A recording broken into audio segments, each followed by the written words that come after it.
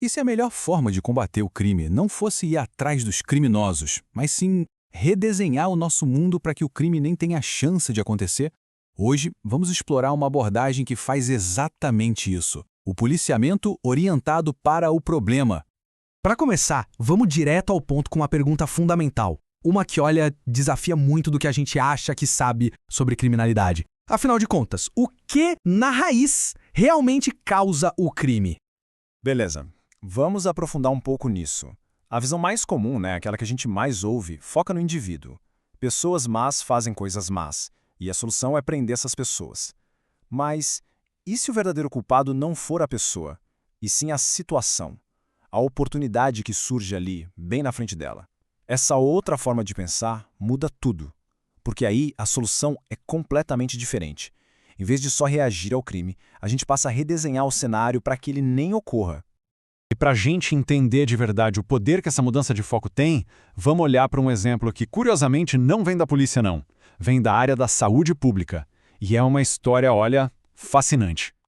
Imagina o cenário. Estamos lá na década de 1960 no Reino Unido. O país inteiro está passando por uma mudança de infraestrutura gigante.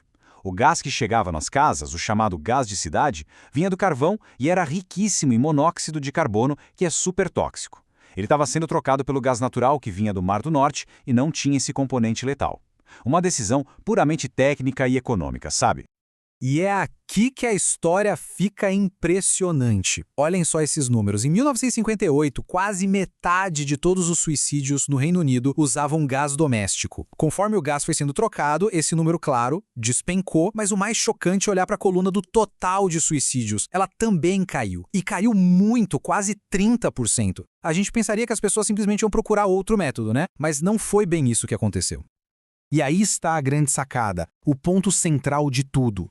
A oportunidade, um método fácil, acessível e altamente letal que estava dentro de quase todas as casas, não era só um facilitador, era, de certa forma, parte da causa. Quando essa oportunidade sumiu, o problema como um todo diminuiu junto. Essa ideia, essa de focar na oportunidade em vez de só no indivíduo, é o coração do que a gente chama de policiamento orientado para o problema, o POP. É uma estratégia que olha além dos incidentes e vai investigar as condições que permitiram que eles acontecessem em primeiro lugar. Olhando a definição mais formal, a gente vê que a palavra-chave aqui é análise. Não se trata só de responder a chamados, mas sim de identificar um padrão, mergulhar fundo para entender as causas situacionais e só então desenvolver uma resposta pensada especificamente para aquele problema.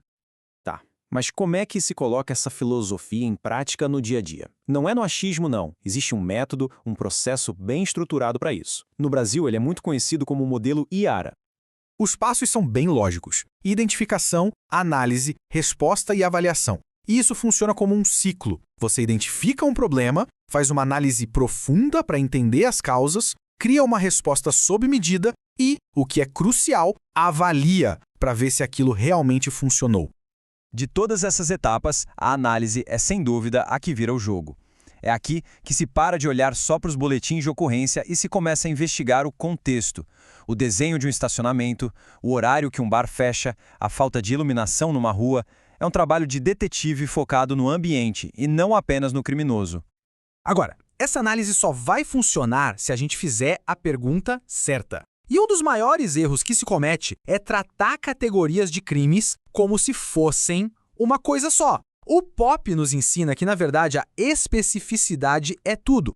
Vamos pegar o roubo de carro como exemplo. Parece um problema só, não é? Pois é, mas não é.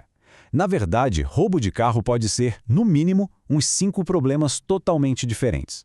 Um jovem que leva um carro para se divertir tem uma motivação e um método que não tem nada a ver com uma quadrilha organizada que rouba para exportar ou com alguém que faz um sequestro relâmpago. E aí que está o pulo do gato. Se os problemas são diferentes, as soluções têm que ser diferentes. Uma solução tamanho único simplesmente não vai servir. Pensa bem. Um imobilizador de motor é ótimo contra o ladrão casual, mas é inútil num sequestro relâmpago onde a vítima é forçada a entregar as chaves. Entender o problema específico é o único jeito de achar a solução certa. Com essa base entendida, vamos dar uma olhada em alguns exemplos rápidos de como essa abordagem funciona no mundo real, gerando soluções que são, ao mesmo tempo, bem mais inteligentes e muito mais duradouras. Essa frase veio de um criminoso real e ela é muito reveladora. Mostra que existe um cálculo de custo-benefício. Não é um ato de pura irracionalidade. É uma escolha baseada na percepção de que o assalto oferece a recompensa mais rápida. Isso nos diz que se a gente conseguir aumentar o custo ou diminuir a recompensa, talvez esse cálculo mude. E este slide mostra isso na prática. Uma análise de arrombamentos revelou algo bem contraintuitivo. Ter só uma trava na porta da frente, como a gente vê, não fazia muita diferença.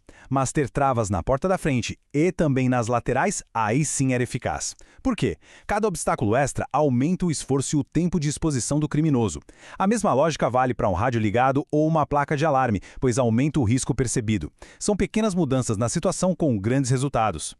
Outro exemplo clássico é o do metrô de Nova York. Por anos, a cidade tentou prender pichadores sem sucesso. A solução do POP foi diferente. Em vez de focar no infrator, focou na motivação. A recompensa era ver sua arte circulando pela cidade. Ao limpar os vagões imediatamente, a recompensa era negada. O incentivo desapareceu e o problema diminuiu drasticamente. A primeira pergunta que sempre surge é: tá, mas se bloquearmos a oportunidade aqui, o crime não vai simplesmente se mudar para a rua ao lado? Isso é o que chamamos de deslocamento. E, embora possa acontecer, pesquisas mostram que algo muito mais interessante ocorre com frequência: a difusão de benefícios. Acontece que a prevenção do crime em uma área muitas vezes acaba reduzindo também o crime em áreas vizinhas. Os criminosos podem não saber exatamente onde as novas câmeras foram instaladas, por exemplo, e acabam evitando toda a região por via das dúvidas. A incerteza aumenta o risco para eles. Em vez de apenas mover o problema, a solução se espalha. E isso tudo nos leva à reflexão final. Se redesenhar situações e remover oportunidades pode reduzir problemas tão complexos como o crime e o suicídio, onde mais essa mentalidade poderia ser aplicada? Nos nossos negócios, nas nossas comunidades ou até nos nossos hábitos pessoais? A lição fundamental é que, muitas vezes, a maneira mais eficaz de resolver um problema não é perseguir os sintomas, mas sim redesenhar o ambiente que os permite existir.